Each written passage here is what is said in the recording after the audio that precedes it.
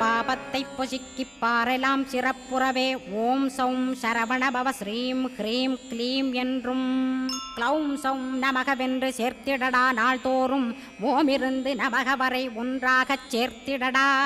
ஒன்றாக கூட்டியுமே உள்ளத்திலே இருத்தி ஒரு மனத்தோடு நீ உருவையும் ஏத்திடடா. முருகனின் மூலமிது முழு மனத்தோடேத்திட்டால் மும்மலமகன்று விடும் முக்தியுந்தன் கையில் உண்டாம். முக்தியை வேண்டியுமே எக்திக்கும் செல்ல வேண்டாம்.